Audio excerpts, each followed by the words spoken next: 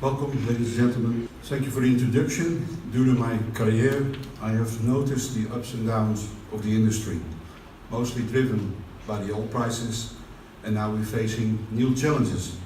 More local content, and still many youngsters are not aware of our hydrography profession. Is the change in hardware and software reducing the requirement of the surveyor on board? We believe that competence and certification prove the knowledge of the surveyor on board. Therefore, Skilltrade have launched our way to reach the market and the young professional. So we developed since 2000 various modules, and then we came notice to bring it actually into the program. And so we provide introduction courses, general courses, short-term courses, tailor-made, e-learning, which will come back later, and of course the Category B course here in Holland, which I'll tell you more about it. The first one was accredited in 2008, and last year, in 2016 in Brest, we had an accreditation including e-learning and the practical field program. The program is as follows, that you first start with e-learning in your own time, safety required, then you come to school for the basics for 4 weeks, that's one section, then you can continue or come back on the next course, then the essential for 8 weeks, which includes the education survey project, then you have to do a 4 to 6 weeks field training project, which is assessed by our assessor, and you can continue with the FPP in order 2 years to have an international diploma. To see how it works with e-learning, I do a step backwards because e-learning goes by internet, and if it works well, then it's starting now. Welcome to the second part of this presentation. In this part I will explain to you what the e-learning actually entails. Actually, as you're listening and watching this, you are part of what is the normal e-learning experience. That is because we've used exactly the same technology to prepare this presentation as you would normally be using during the e-learning itself. So how did we actually set up the e-learning? Well, before I explain to you how we've set stuff up, let me say that the Skilltrade e-learning is not a massive online open course. So in order to be able to take the Skilltrade e-learning, you would need to register. And you would actually be part of an individual geared trajectory. Now, we aim at 2 different types of students. First of all, we have the continuous professional development student, who's already at a job and doesn't require a full certificate. Our courses allow them to browse up on specific knowledge. The other type of students we're geared for is those that will need to require a full certification. And in this case the e-learning is part of our Category B training. As a matter of fact, there is not much difference between the setup of the two. It is, however, in how we support the students. Those that are part of a Cat B are part of a regular trajectory, which means it's much easier for us to schedule events for them. Now, why did we start this as part of a Cat B? First of all, we are limited by the amount of time we can keep the students on premise. First of all, a standard visum for the Netherlands would be 3 months. That's of course not the case for European residents, but for those from outside of the European Union, they are required to either apply much in advance for a longer visum or deal with the standard 13 weeks. Now, the IHO has required us through the S5 to make our course at least 26 weeks long. Now, that clashed with the 13 weeks visum, and on the other hand, most of our students are professionals. Well, those professionals don't want to be away from their workplace much longer than they actually need to be. So, to solve this, we have added e-learning to the regular Category B program, making it effectively a blended learning program. Now, those students who do the e-learning will need to study a minimum of 13 weeks, and at an average interval of about 20 hours a week. Now, that minimum of 13 weeks is what we say is a minimum. We also see many students starting a long time before that, because they've been out of the school benches for quite a while and they will need to learning. A CAT-based student will start with the preparation modules. We have two modules available, those on mathematics and physics. And actually these are not true e-learning modules in the sense of the other three modules that I'm going to show you later. Mathematics and physics will actually test the entry level of the students. In order to do this, they will get a limited amount of theory to help them remember what they learned earlier on in, for example, high school. And we ask them a set of test questions. Now, if they're able to ask the test questions, we consider them ready for the mathematics and physics that they will be getting on-premise, face-to-face in IJmuiden. Apart from the limited amount of theory that's on the slides themselves, there are hyperlinks, and these hyperlinks will guide the student to the appropriate modules or videos in the Khan Academy. Now, the Khan Academy is an open source e-learning platform. And if you wonder why we didn't just go for the Khan Academy as a whole, well, there's a good reason for that. Khan has been geared towards the American high school system. What our students require for hydrography is much more limited. And therefore we decided not to confuse them with the overwhelming amount of stuff in Khan Academy, but give them a more tailored, more specific amount of theory and questions.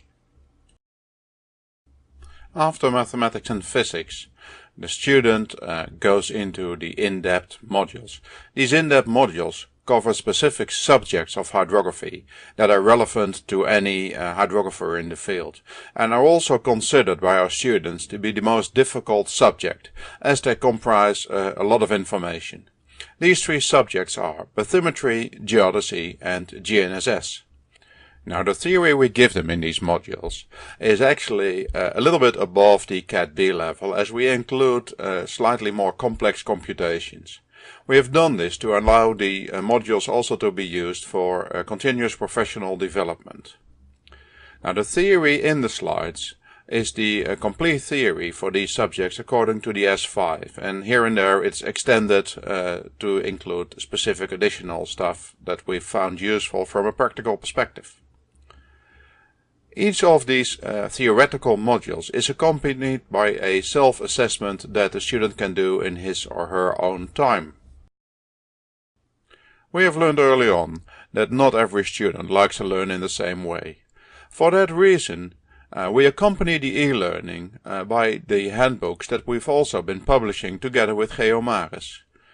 Now, pictures in the books and pictures in the presentation are similar and sometimes even equal. This allows the student to efficiently refer from presentation back to the book and the other way around. Also, the presentations themselves are not just available on your computer.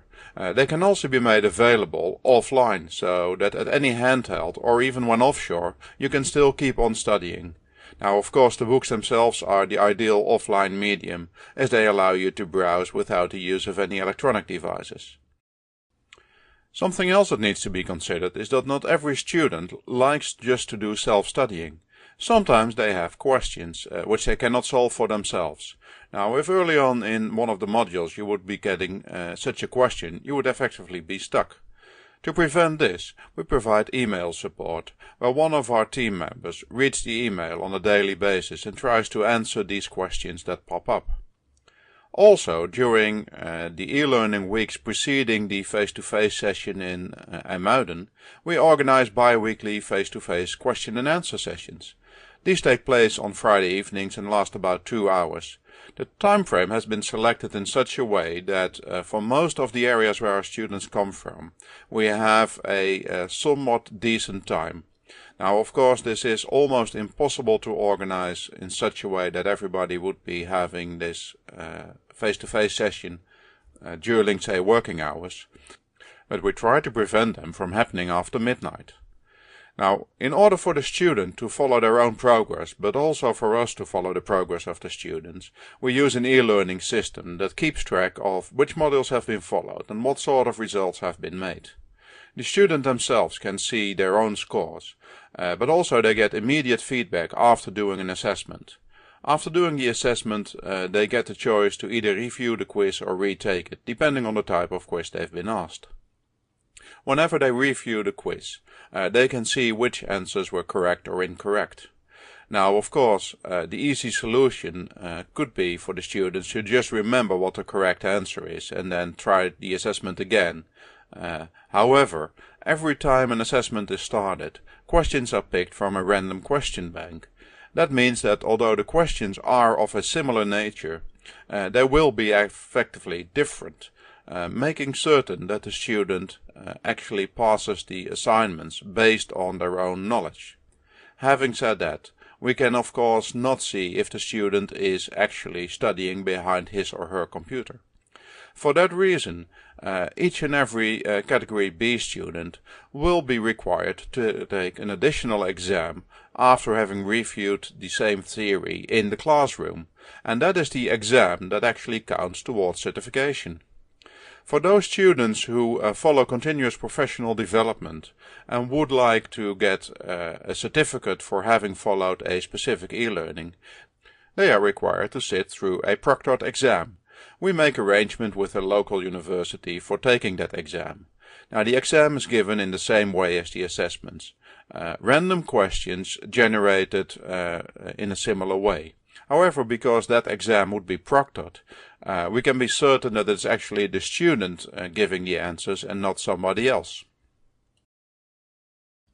So far, we've trained over 175 individuals from around the world through the Cat B.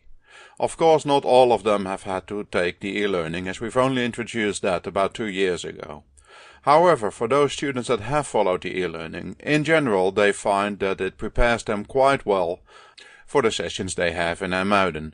We've also seen that the number of people asking for more time on the subjects of geodesy, bathymetry and GNSS have been reduced in our evaluations.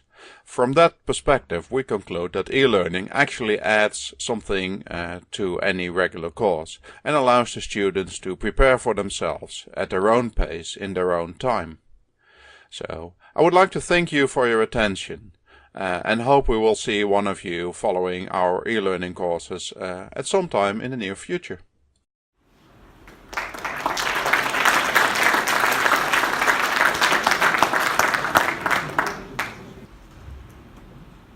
No questions? I see a question over there in the back.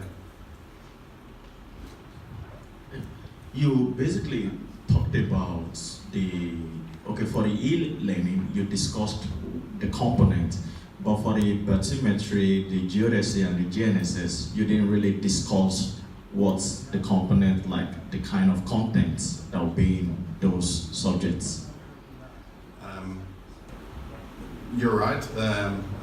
Didn't want to give you too much static slides.